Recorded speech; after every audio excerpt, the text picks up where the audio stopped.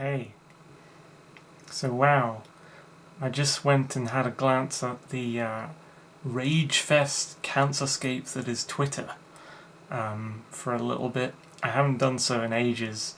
I mainly just hear about it from a safe distance via what people have said on YouTube videos. And I was scrolling around. I think I don't have an account there anymore, so I did a search on my old username and scrolled down, and you don't see any of your tweets there when you don't have an account, but you see what people used to respond to you with, like their messages to you are still there. I was just scrolling down and I read some really old things like ex-friends from around 2015 had said to me, and I'm actually quite happy now that I'm not friends with a lot of them. The culture war really did come along and split the world right through the middle around 2015, didn't it?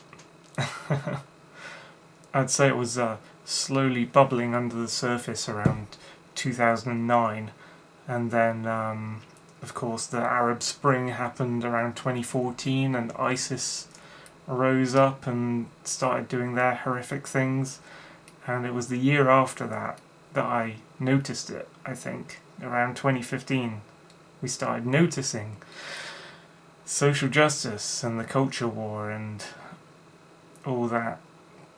It's finally just out there, and it split so many people apart, didn't it? I think so many people lost friends over that, and it just, I don't know if it cut the world between right and left, or if it cut the world between authoritarian and libertarian, but man, it was like a wrecking ball, wasn't it? I'm glad for anyone I get to talk to these days who is against socialism and communism, gives a shit about like men's rights stuff, isn't a feminist, isn't pro-violence, as one of my friends actually openly stated he was to me, and I was like, dude, what? Like, he was really kind of shocked that I left and stopped talking to him as abruptly as I did, but like, he just openly stated that he was far left and pro-violence in like one sentence, and after that I was just like, no, come on. Seriously, I can't, I don't want to have a friend who is pro-violence and an extremist and just open about it. I don't want that, sorry. So yeah, I'm pretty happy I went my way from him, and I had a glance at that person's account and they were saying some pretty obnoxious stuff in the wake of the election that just happened. And of course they're all kind of endorsing Corbyn and socialism and stuff now. It's really horrible. I'm glad for people I talk to these days who don't go around calling people Nazis and sexists and racists and misogynists and this, that, phobic and all that. And the people who don't look at people for their skin colour or race, or do race-based arguing, whether they're on the right or the left. There are some people I think it's wise to take some people out of your life. I don't agree with using the word toxic. I think that's an annoying saying, but the concept of it, of people who are extreme in their thoughts and have thoughts that are kind of dangerous and somehow try and make it try and make it like it's a good thing to be like pro-violence or something, or to go around calling people things from a long dead ideology that we defeated like 75 years ago. Yeah, it's not on, really. So many of my ex-friends spew all this bad shit now, and it's actually pretty embarrassing to read what they're like now. It's also very surprising how such a powerful political ideology such as social justice can just come along like that and corrupt people's sanity and reasonability, to the point where they can't talk without being political. You know, I don't feel as though I could hang out with those people anymore. If I tried to contact them now or something, I just don't feel that I'd be able to have a conversation with them without it being political, you know, just kind of talk about games or films or like you do. I managed to do it with a lot of my customers, but a few of my customers are over political, and sometimes they suddenly start spewing political shit, and I'm just like, sorry, I can't talk about that. I don't like discussing politics with my customers, because I might have one opinion and they might have another, and, you know, I'm meant to be serving you food right now. I don't want to fucking get into a war. I don't want the deplatforming shit to happen. I don't want to be fired from my job for exercising my free speech, which, you know, UK doesn't have free speech anymore. I have to laugh at Gab right now, trying to, like, I think they're trying to ban porn and sexual imagery, and that's a problem that some of the right are having.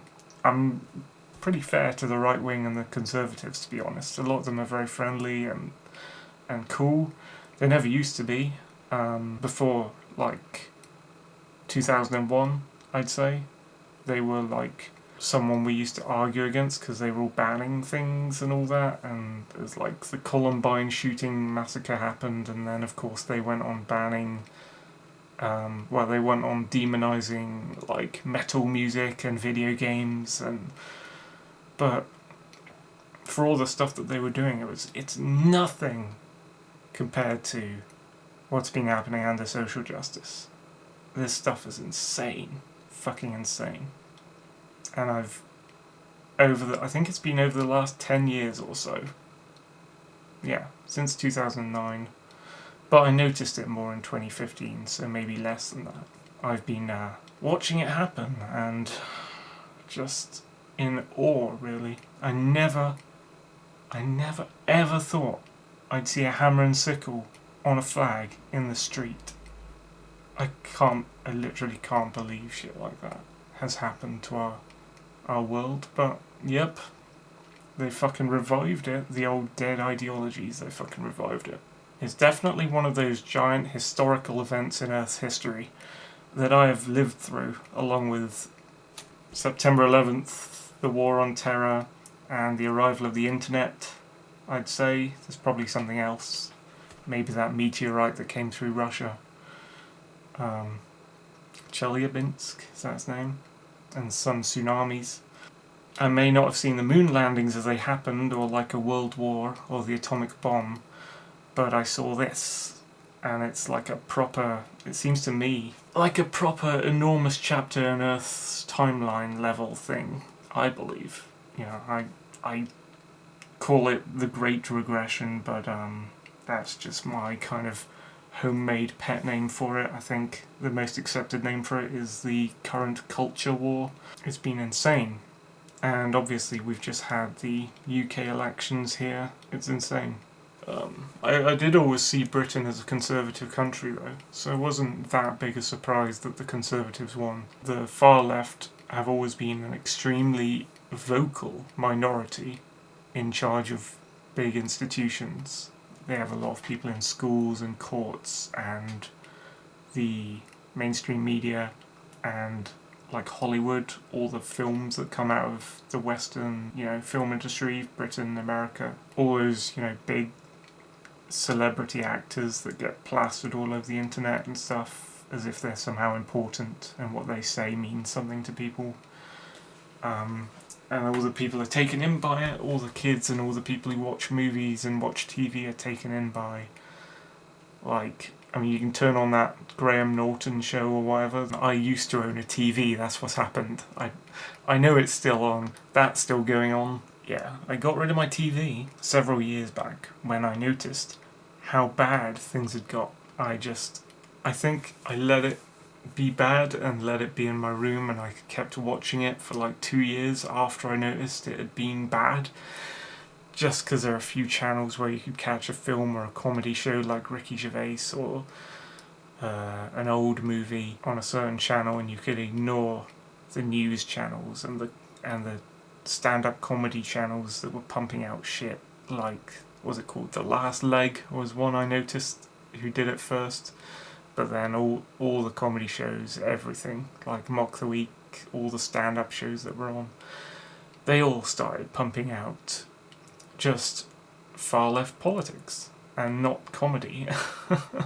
And so I had a period where I just didn't watch any comedy, because I literally thought I was finding so much more humour on YouTube. And the stuff I was watching on TV just wasn't funny anymore. They'd gone political. And I don't really want politics in art and films and humour and all that shit. But now it's inescapable. It's been crazy, man, these past few years. And I felt quite a big belonging for quite a while, from 2016 to like last year, or maybe the year before that. I felt quite a big belonging to the Anti-SJW movement. Sorry, it's not a movement. I should be more specific. It's not a movement. It's a cluster of individuals, and they had their little civil war. Basically, we had our little civil war, should I say? We, they. I mean, it's hard to refer to it as a group of people because it never was, and the point of it was individualism. So you have all these disparate individuals linked together by one thing, which was their fight against feminism and SJWs and race-based arguers and the far left. And of course that kind of splintered, as you would kind of expect from a group of individuals. They're only drawn together by a couple of things. Individualists, they don't tend to do what collectivists do and gather in huge groups like collectivist activist movements, and that's what they were fighting against, so why would they? But I was a bit sad when they all kind of started splitting up and having their civil wars, but I suppose it couldn't be helped, and I still watch most of them and enjoy most of them. A few of them have gone a bit too deep, shall we say, into the right, and a few of them have gone a bit too deep into the left, and a few of them, like Kraut and T, have gone a bit crazy. So, but even though they're all in different places, they're still kind of now still saying all the good things that I believe in, whether it's one person who was in that, what should we call it? You can't call it a community. The Anti-SJWs, just call it the Anti-SJWs, I guess. You can't call it a community or a group because it never was one. So I love Harmful Opinions. He's in one place, he probably definitely doesn't identify with that movement anymore. But he's against SJWs as far as I know. I was watching some videos with him and he's clearly against communism and socialism, because he was like, it was about YouTube unions, and he was like, communists get out, this is just communism.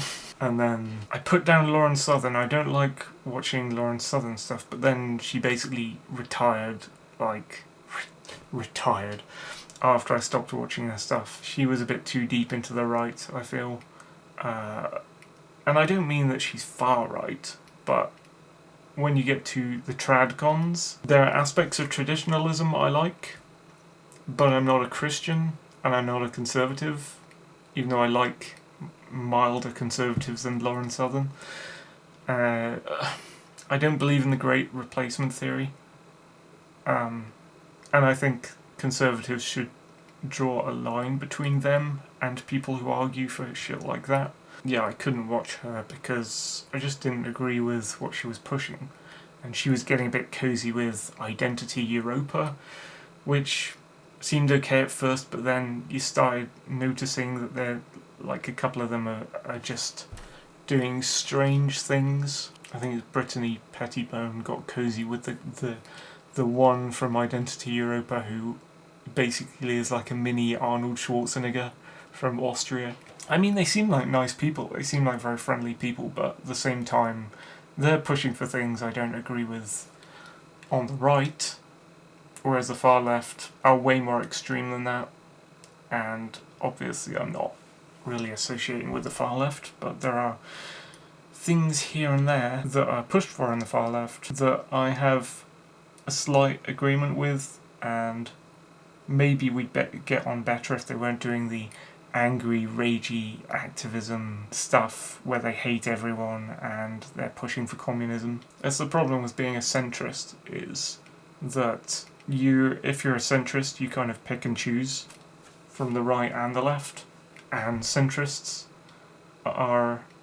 they vary from, like, everyone in the centre line. Actually, there's a lot of different centrists who are very different from each other because they pick and choose different things from each other, from the right and left, to make their own personal ideology.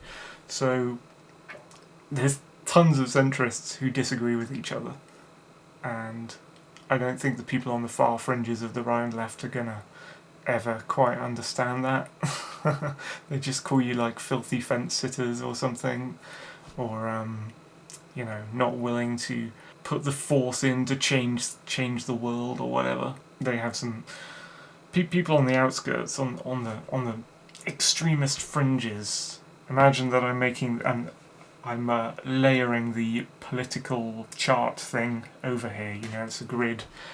Above you've got authoritarian, below you've got libertarian, you've got the cross piece, left on one side, right on the other, and I'm sort of in the centre below the cross piece, sort of slightly to the left. Of course, the far left don't care, because anyone on the centre left to the far left is still a Nazi. So it doesn't even matter to them. But, that's why we don't like them. Because if you're moderate and you're pretty kind, I would say, and pretty fair, and you're fair to people in the centre right as well, they will just call you a Nazi, and they will just call you something evil, when actually they're out there on the fringes pushing equality in such an extreme way that it destroys freedom. And those are like the leftist push for pure equality of outcome, which leads to communism. It just gets abused every time. We have many examples over the years. I don't know if Venezuela is the most recent. There might even be one more recent than Venezuela now, but that's one of the most recent, certainly, that you can look at, which is just going the way of all the other communist regimes, where you try and equalise everyone in the world with rights and stuff, and it's just not possible. It's just a dream. I think it appeals to kids when you tell them about equality and stuff, because communism and socialism isn't taught in schools like the history books teach, like Nazism and stuff, like all the horrific things that happened under this regime, or the regimes, sorry, in the ideology of communism, that all lead to the same outcome, have killed the most people out of any ideology in the world. And it doesn't get taught in schools in the same way as Nazism does. I suppose Nazism is more forceful and race-based in what it did. But that doesn't mean to say that communism wasn't just as bad or worse. And kids don't get taught that. Kids are being taught that socialism is a good thing, and so we keep falling into these traps. And I really think we dodged a bullet with this election. I wouldn't say I'm very happy with the result. I think Boris kind of betrayed us because we can't get out of the EU. We didn't get out of the EU at Halloween when he got brought in the first time. We didn't get out of the EU at the start of the year. It was meant to be was it maybe February or May? Under Theresa May, she was a Remainer trying to do the job of leaving the EU, so no wonder she was basically just being used as a pawn by the EU to keep UK in the EU. Another problem with talking about the EU right now is all the far left, I really should say. I really should make the distinction of left and far left. All the far left think that the EU and Europe are both the same thing. No. Europeans really, they need to be freed from the EU. People who hate the EU, they don't hate Europe. They fucking love Europe. They just hate the EU. It's this, authoritarian organisation with bureaucratic rules that wants an army. Guy Verhofstadt is like openly trying to advocate for a new empire. I think they've floated ideas of trying to bring the North African states into the EU, so eventually I guess they'd stop calling it the European Union, eventually they'd call it, I don't know, the Union or something, or the Union Empire of the Good or some nonsense like that. Basically they're trying to create a world government, which I don't believe can work. As a kid and as a teenager, I thought, hey, that's a great idea, world government. But thinking about it for a long time as an adult, Jesus Christ, no. No, we shouldn't have a world government. One person at the top, or even one group of people at the top, deciding what the entire world does, so their utopia just spread over the entire world. Whether democratic or not, I don't agree with that at all. I don't agree that that would work. Very much against something like that happening, especially as the EU is very far left in their policies and stuff. They're extremely censorious. They passed Article 13, I believe, and Article 11, and yeah, they're very controlling in what they do. They want to behaviour control. They want open borders. I don't like open borders policies like Sweden has in the extreme end of things, but Germany has it too, I think, and I think France might have it a bit. I don't like it because of terrorism. That's my issue with open borders policies without proper checks of the people coming into your country. Basically, I'm against illegal immigrants. I'm not against legal immigrants, and I'm not against minority races. I'm not against different races. I know it's cliched to say and everything, but my best friend when I was growing up was black, and people jump on that like, oh, it's typical like bullshit get out of jail free card if you say your best friend was black. Yeah, whatever. If you want to think that, that's fine, but I like people of different races. I'd happily date a black girl, I'd happily date a Asian, happily date someone from India. I'd probably be iffy on dating religiously, but I guess I could date a Buddhist or a Sikh because their religions are kind of okay. Some Christians are okay. I'd date a Christian as long as they're not devout and pushy, because you get some Christians who are really extreme. Obviously that's not a race, that's a religion. We're not, I don't know how many times, it's not even worth berating the far left for calling you racist and stuff when you know in your heart that you're not a racist and you're never going to be a racist, and that you love all the minorities and stuff, all the different, all the people of all the different countries. Yeah, you just can't reason with these people on the far left sometimes. My problem with open borders policies is terrorism related. I want checks on the people coming into the country, not race-based. I support legal immigration. I just want there to be checks on people's background to make sure that they're likely to not be terrorists. And I do believe in the integration into nations, and to some degree keeping each nation as what it is. So if you go to Britain, you're in Britain because they do British things there and there are British customs. Doesn't matter if there are different colour people, different genders, doesn't matter if they're gay, bi people, lesbians, any of that.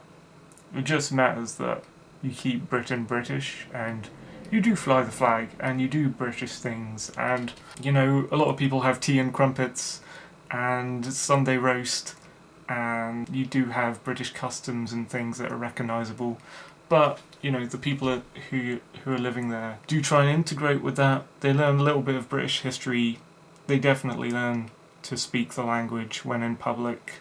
you know, they can speak their own language in private if they come from a different people, but they recognise themselves as being a British citizen. If they are a British citizen, if they've applied for British citizenship to get into the country, to live and work in the country, then, you know, maybe they're a dual citizen. Like if there's an Indian person, they're dual citizen Indian and British, which means they're an Indian British person. They are both Indian and British. In Britain they speak British. Maybe in their home they'll speak Indian. They're proud to be both. I'm dual citizen myself. I'm, you know, less ethnic. I'm British Canadian. Man, I wish I could be more proud to be Canadian. But if I lived in Canada, I would try to integrate. Maybe I'd learn a bit of French, because I know that they're mostly bilingual there, aren't they? Because of Quebec and Montreal. So maybe I'd learn a bit of French, and I'd do more Canadian things. Maybe I'd go to an ice hockey game, I don't know. Learn some Canadian history. Yeah, you kind of have to fit in. I just want border checks because of terrorism. I don't want tougher borders checks because I want a certain colour of person to stay out of England so that it remains a white country, or a, what do they call it, Nordic or Slavic country? I don't think Britain's a Slavic country, and I'm not entirely sure if it's a Nordic country, although I know we've got some Viking mix in us. Although I have looked up a few of the things that happened with the Great Heathen Army and the Viking incursions into England. And I think they went into France. Didn't they go into France and they conquered Normandy? And didn't the Normans come out of that semi-Viking France? I'm not sure what you would call the, I guess the Anglo-Saxons, the white British race. But I'm not trying to keep it like everyone's like pure white-skinned with blue eyes and blonde. I mean, I think it's quite nice that there are people that exist still who are blue eyes and blonde, but I'm not like trying to keep the white race pure or anything.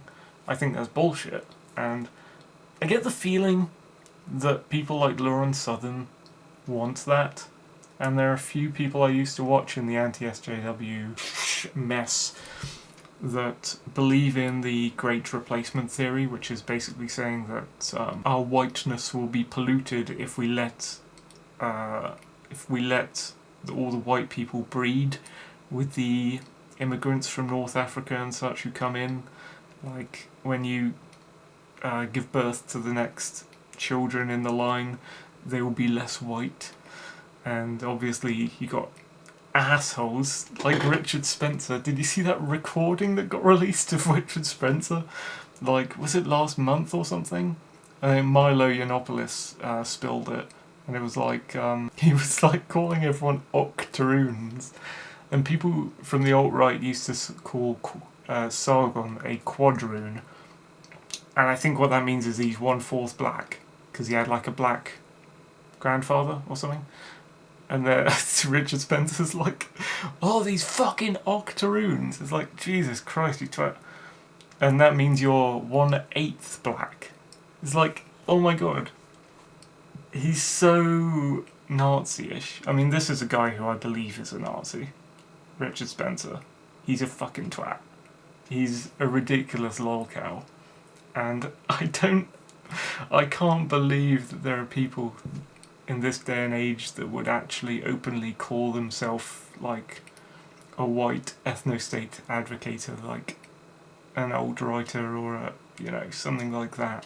And he's like, you're an octoroon, which means like, even if you appear white to him, but he has some kind of family tree heritage thing from you, and he's found out that you're 1/8 black. That's how many generations in the past where there was someone black in your family that intermixed to create you. But now, to anyone, you look white. Even if you're 1/8 black, you're too black for Richard Spencer. That's like that's almost like beyond racism, isn't it? That's like an elevation of racism. I don't want to sound like... I don't think I sound like an SJW saying that. You know, the SJWs have the reputation of going around calling people racists and stuff, and Nazis. But some people, they're just very open about this stuff, like Richard Spencer. And if you can come around, if you can go around calling people that particular K word that I'm not going to say because it'll get me banned off YouTube, and YouTube's not a free speech site, but if I was on BitChute, maybe I'd say it, but, you know, within the context that I'm not actually saying it against Jewish people because I love Jewish people. But he's like, in that audio recording, he was like openly just yelling the K word. And calling people octoroons. That's hilarious. So, I don't think I'd be an SJW in calling Richard Spencer a Nazi or a racist. I think he actually is one. I'm not sure if I believe Lauren Southern is one, but I disagree with her, like, leaning in that direction. I disagree with, who's that guy who was on Rebel Media and he set up the thing called the Proud Boys? I don't disagree with the Proud Boys other than they went a bit too far being violent when they fought Antifa, who I just disagree with anyway because they're violent street terrorists. But the Proud Boys, they did go a bit too far in fighting against them, and I think they initiated some violence, so fuck that. Gavin McInnes is the guy. I don't think he is the leader of the Proud Boys anymore, but I think he began it as... I think he was like trying to reclaim some sense of machismo or macho-ness, like the manly masculinity bullshit, which I don't care about. If you've seen my video on masculine and feminine being unhelpful terms, but Gavin McInnes is all about that, like, you know, boys mustn't cry, and men must always be tough, and we have an initiation tribal ceremony. Kicks! Applejack! Yeah. Let's go! Hey, you gotta tell me what the hell just happened. Oh my god, I just got the piece of shit. Oh! Why were they punching in you and why were you naming cereal? Proud Boys second degree initiation. Oh, you have to. You got tools yet. I'll do it again. You will now name the 5 breakfast cereals. Fuck off! Stop your fucking trailer parks, you fuck off! Look at Charles! Welcome aboard, buddy. To initiate you into the Proud Boys, where you go into a corridor and you take a beating from one of the other members. They will punch you in the chest like 5 to 10 times.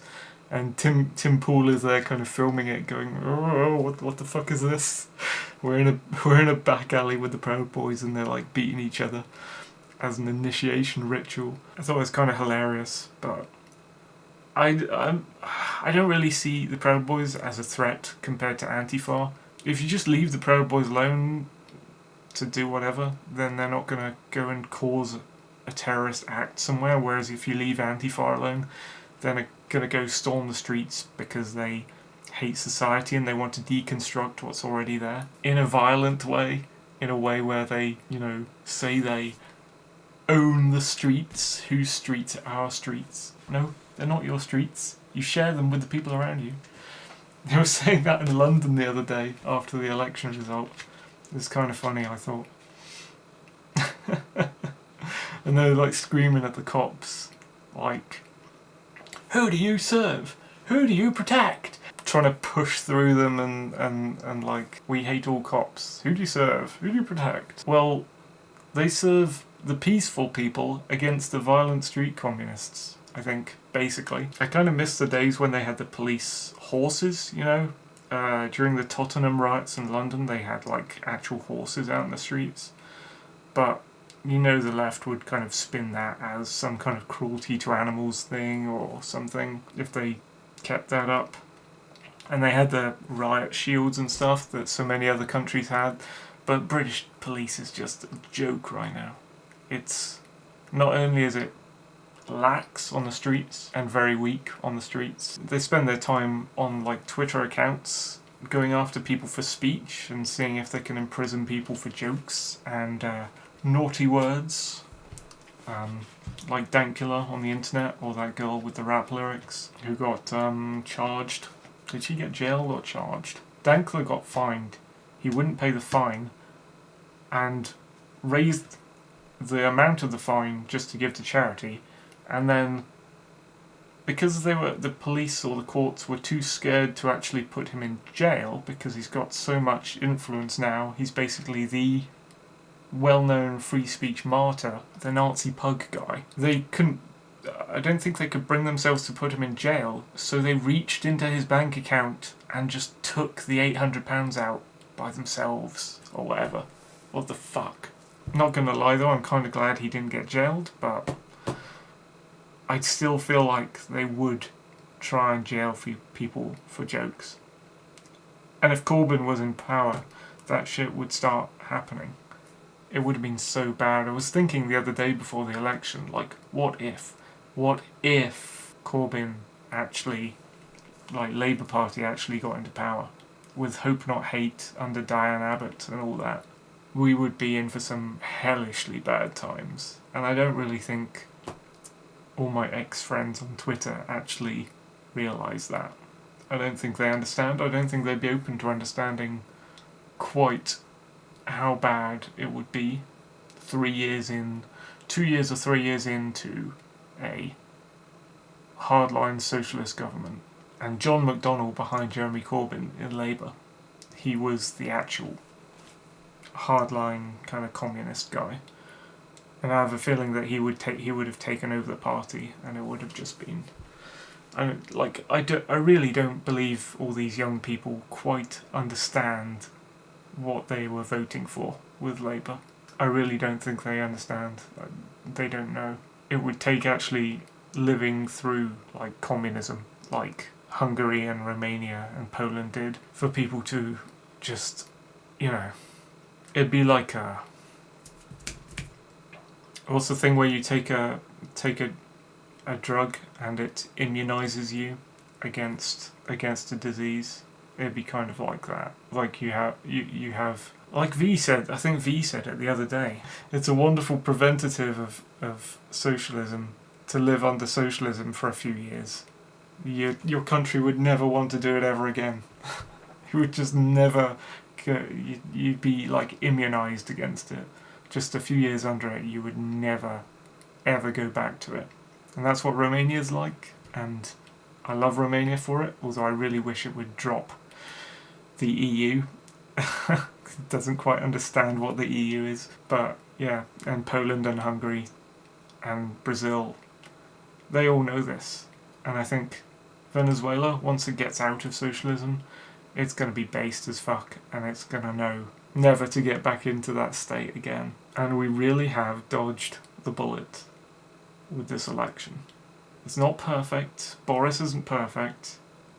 He might not give us the no deal ticket out of the EU, but things could be a lot worse right now if the vote had gone the other way.